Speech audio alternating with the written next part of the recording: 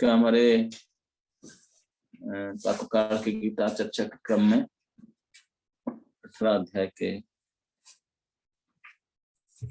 27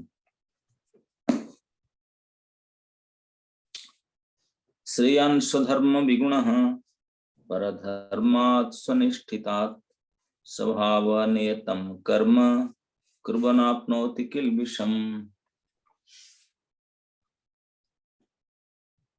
अनुवाद: अपने वृत्तिपरक कार्य को करना, चाहे वह कितनी भी त्रुटिपूर्ण ढंग से क्यों न किया जाए, अन्य किसी के कार्य को स्वीकार करने और अच्छी प्रकार से करने की अपेक्षा अधिक श्रेष्ठ है। अपने स्वभाव के अनुसार निर्दिष्ट कर्म भी कभी पाप से प्रभावित नहीं होते। प्रभुपाद लिखते हैं, भगवद गीता में मनुष्य के वृत्तिपरक कार्य या स्वधर्म का निर्देश है, जैसा कि पूर्ववर्ती श्लोक में वर्णन हुआ है कि कर्तव्य उनके विशेष प्राकृतिक गुण या स्वभाव द्वारा निर्दिष्ट होते हैं। किसी को दूसरे की कार्य का अनुकरण नहीं करना चाहिए। जो व्यक्ति स्वभाव से शूद्र के द्वारा किए जाने वाले कर्म के प्रति आकृष्ट हो, उसे अपने आप को झूठे ही ब्राह्मण नहीं कहना चाहिए, भले ही वह ब्राह्मण कुल में क्यों न उत्पन्न हुआ हो। इस तरह प्रत्येक व्यक्ति को चाहिए कि अपने स्वभाव के अनुसार कार्य करे।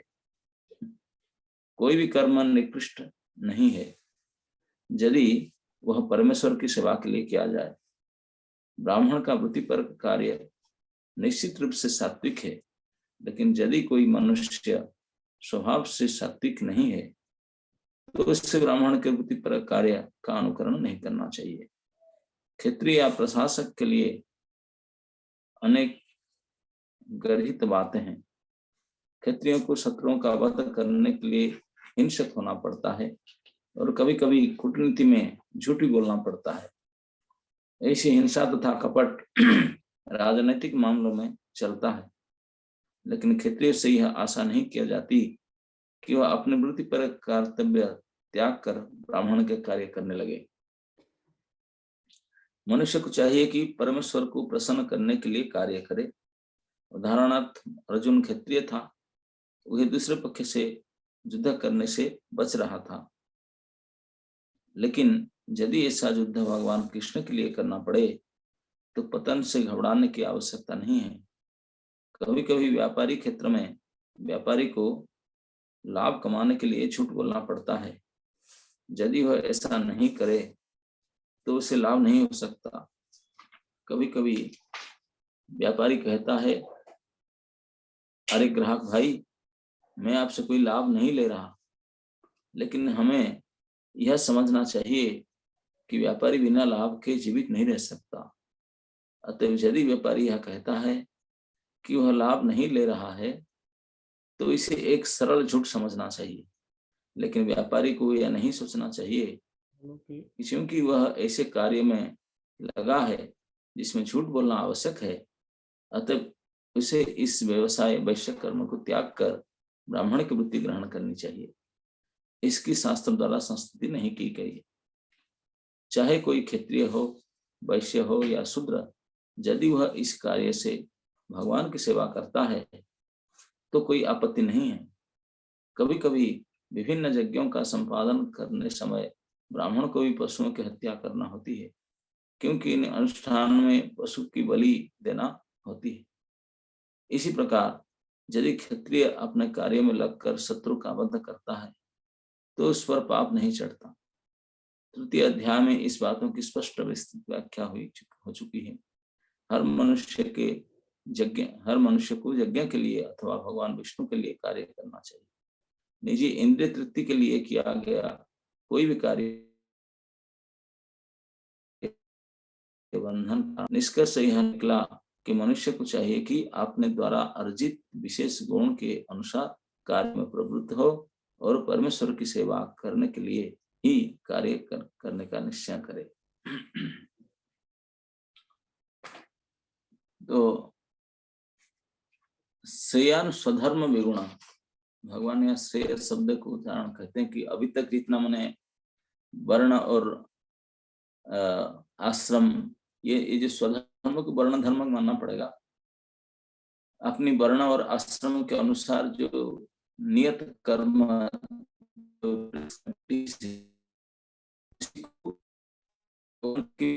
लिए निस्वार्थ होकर करना, और उससे कोई सोचेगा कि अरे मैं ये ऐसा कर्म क्यों करूं, मैं ब्राह्मण कर्म करूंगा, इसमें ऐसे गलत बोलना पड़ता है, ये काम करना पड़ता है। जैसे प्रभुपाद जी ने तात्पर्य में क्षेत्रीय को हिंसा करने के लिए पड़ता है, कूटनीति में झूठ बोलना पड़ता है, व्यापारी को भी झूठ बोलना पड़ता है।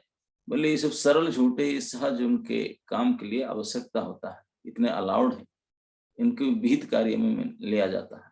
अगर अपने वृत्तिपरक कार्य करने के लिए कुछ छोटे मोटे झूठ या छोटे मोटे थोड़ा ये करना पड़ता है, दैट इज अलाउड। बट उसके चलते अगर सोचे नहीं नहीं मुझे ऐसा करना पड़ता है, राशि कर्म है, झूठ बोलना पड़ता है, कर्म है, मैं तो ब्राह्मण बन के ब्राह्मण कर्म करूंगा, बोले ये ठीक नहीं है। इसी को भगवान कहते हैं कि अपने स्वभाव सहजात गुण के अनुसार जो आपके कार्य करने के अधिकार प्राप्त हुआ है, उसमें अपने कार्य को भले आप ठीक से ना करो, गड़बड़ से करो, फिर भी that is far better than कोई अलग कार्य दूसरे धर्म का जो अपने गुण करने उस कार्य को अच्छे से करने से भी योग बेटर है।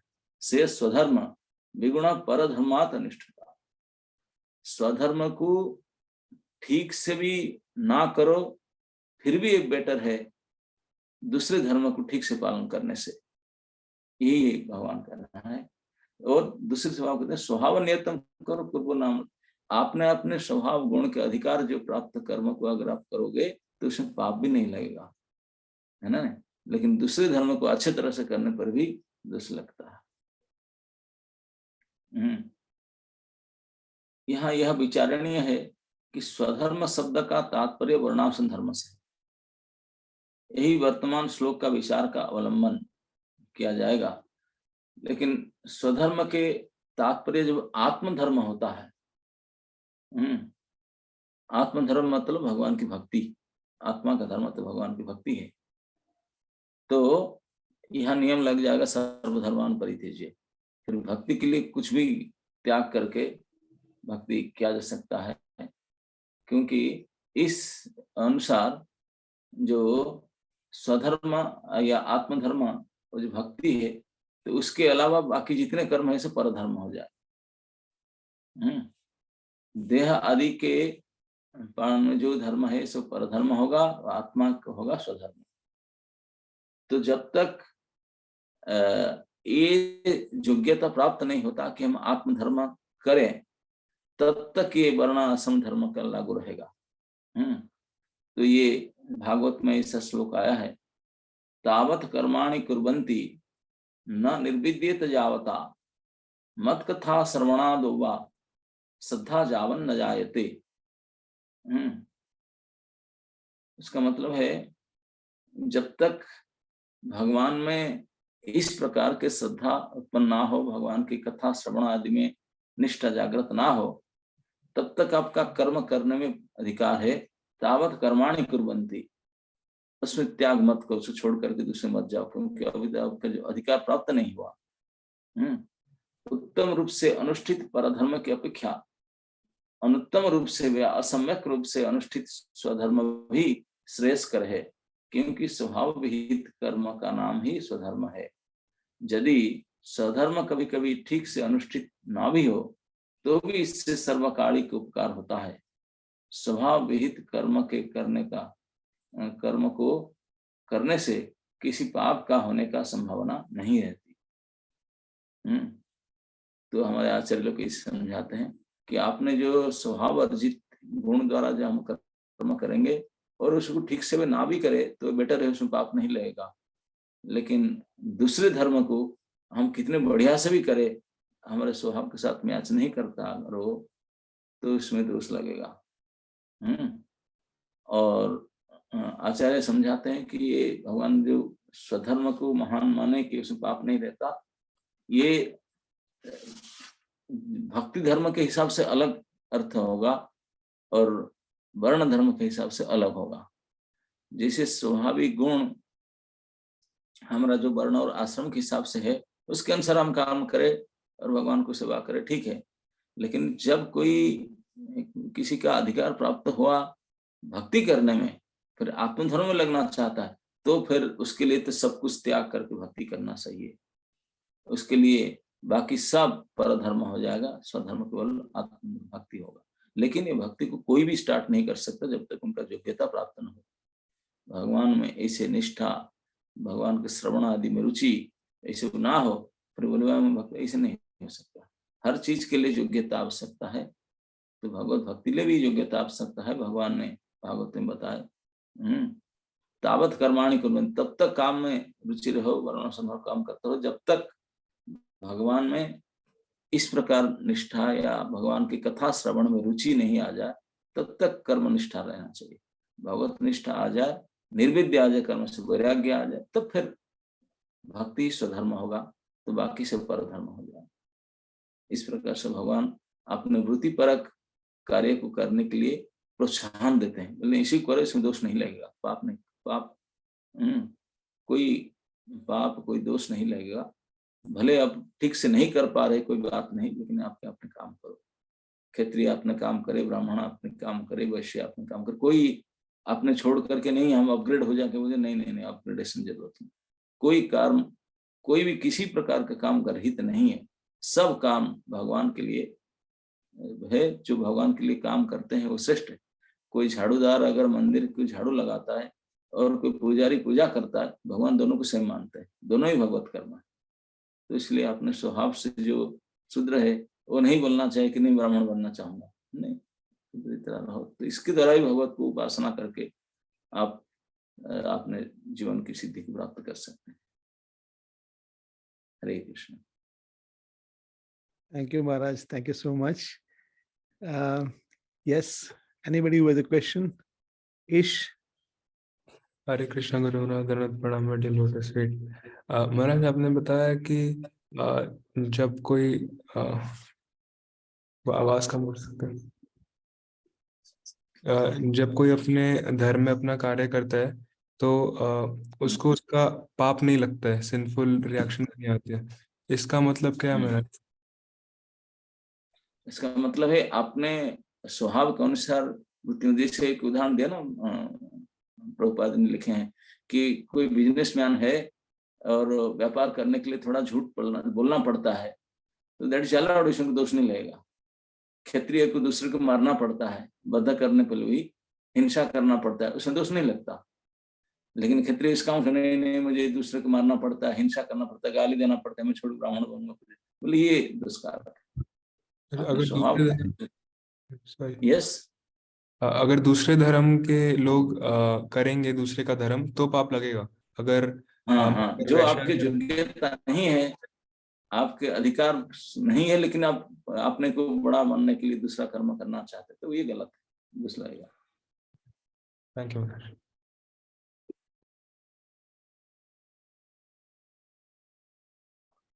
You are muted.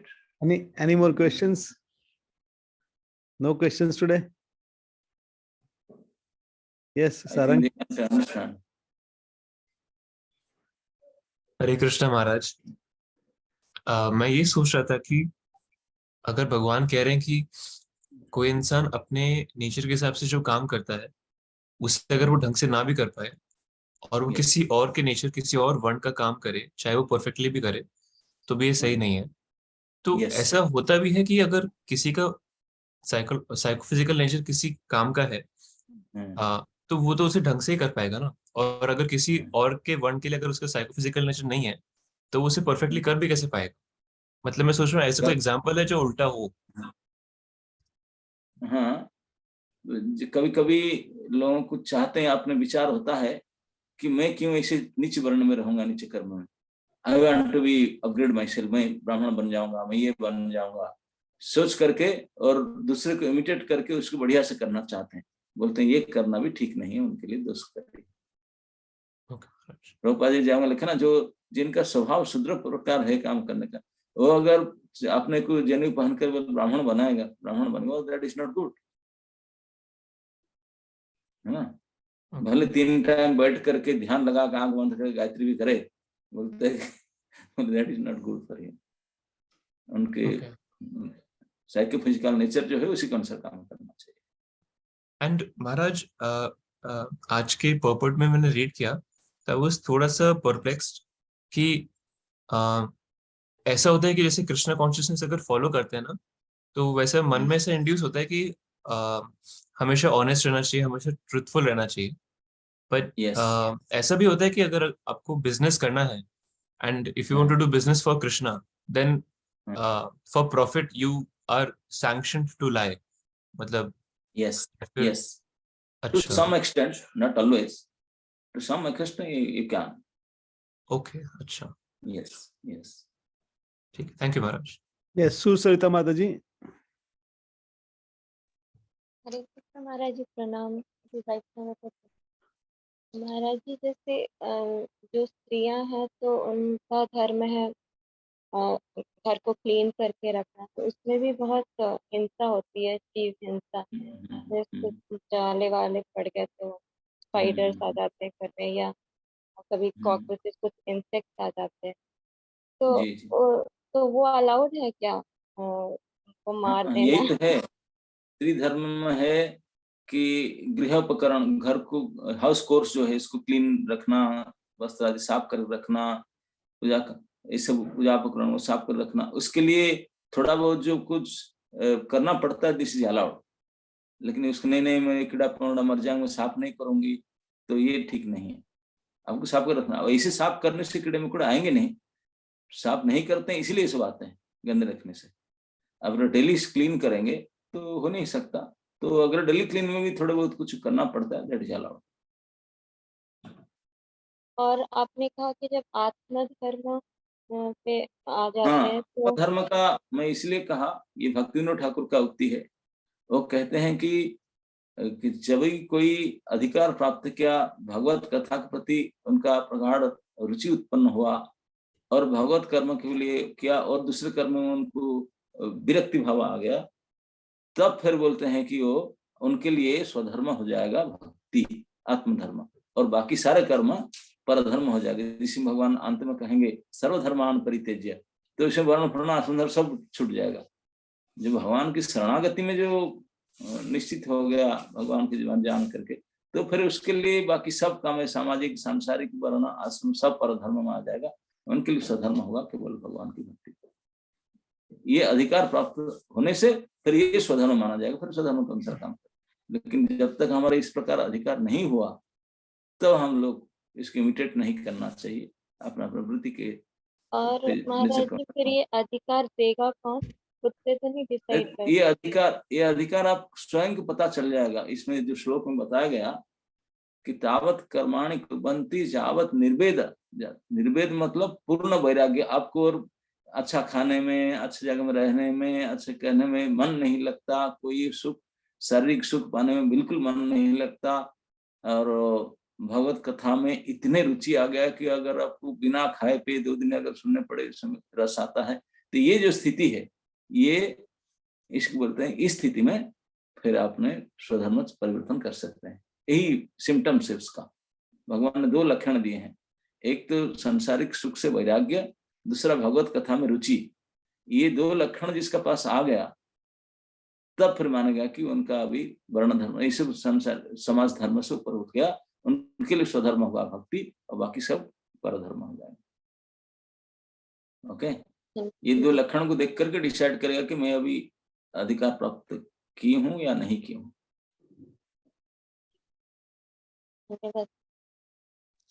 Thank you. Ritu माता जी ने हैंड रेज किया था अभी। हरे कृष्ण प्रभु जी, Yes. दंडो प्रणाम महाराज। यही प्रश्न था मेरा कि स्वधर्म भक्ति धर्म का अधिकार कौन देगा? तो महाराज हमें स्वधर्म का अधिकार कौन देगा?